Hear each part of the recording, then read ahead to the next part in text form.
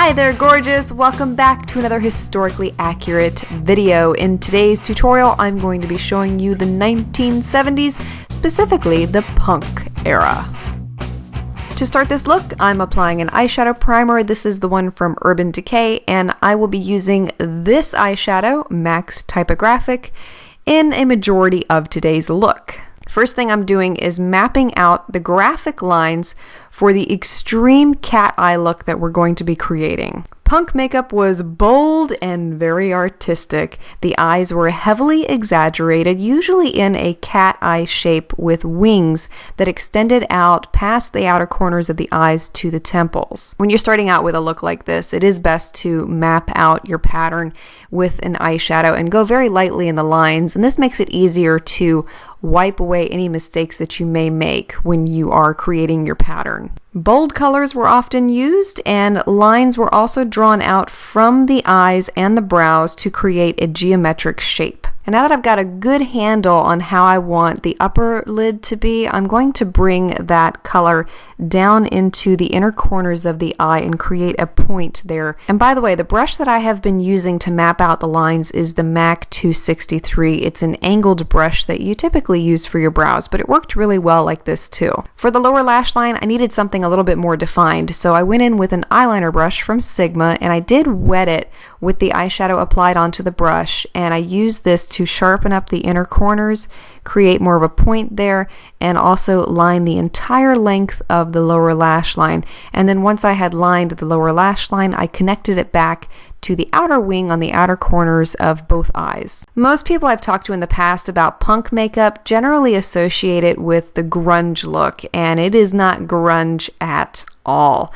Punk makeup may have looked like it was applied in a hurry, but for the most part it was applied deliberately and took as long as it needed for the look to be achieved. And once you are happy with the pattern, then you can go ahead and fill it in. And so I'm going back with the MAC 239 brush and using this to fill in the entire length of the shape that was drawn. Don't worry about making it perfect at this point. We're going to be cleaning it up a little bit later in the look. Now that we have that pattern all filled in, I'm going to go back and sharpen up the lines. So I'm using an Almay makeup remover pad and using this to sharpen up the edges and clean up those lines, make them a lot more sharp and defined. You could also use just a simple Q-tip that's been dipped in makeup remover. So a little bit of history on what punk is and where it came from. The first days of punk took place in London in the mid-70s, and it was created by young teens and rebels, usually followers of this new music style that had come out called punk. This look was meant to shock and awe. It was there to grab attention, and it certainly did. It was much different than anything anybody had seen before. And now that I've done that, I'm going back with the 263 brush again and using that to sharpen and define those lines more. For the brows, we're going to draw them in a geometric shape, so very rectangular,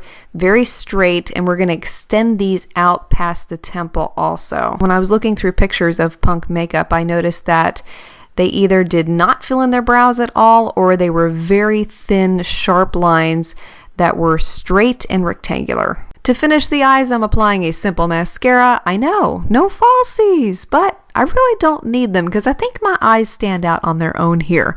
Don't you think? For my foundation, I'm taking a shade that is rather pale compared to my regular skin tone. This is from my Mehron foundation palette. When foundation was applied, they did apply a really pale color because they wanted all of the features that were really dramatic, like the eyes and the cheeks, to pop out against the pale skin. In all of the decades before punk arrived, it was commonplace to make sure that your clothes were neat, tidy, everything was pressed and perfect. But for a punk look, they intentionally ripped the clothes. They would use safety pins to keep them together. Razor blades were often used in the clothing also. And it was a complete 180 turnaround from everything of the generations before it. And for my blush, I'm taking a really shocking pink color. And this is one tutorial where I don't have to be careful of how much I apply, because blush looked like it had been applied with a paint roller with bold stripes down the cheeks, and they sometimes would use a triangular pattern also that extended from the temples down to the cheeks. Punk makeup was not used to define beauty, it was used to make a statement, and they most definitely did. It just looks like the Energizer Bunny exploded on my face.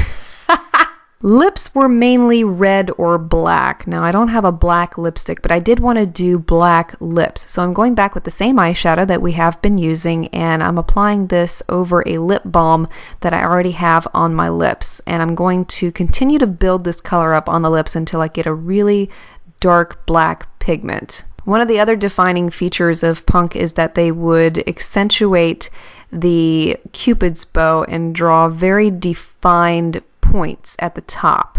And so that's what I'm doing here. I'm going back with a lip brush and really defining the Cupid's bow into 2 sharp points. Tattoos were also widely seen in the punk community because they went against socially acceptable conventions, because remember, they wanted to make people talk. Face and body piercings were also very popular, as well as chains. So I found this earring nose chain combination piece of jewelry on Etsy, and it's perfect for a punk look. I had a real interesting time getting that thing on though, let me tell you. I've never had my finger so far up my nose before. In the punk look, the hair was also used to startle the onlooker and attract attention, so they would commonly take food dyes and use those to create different colors in the hair.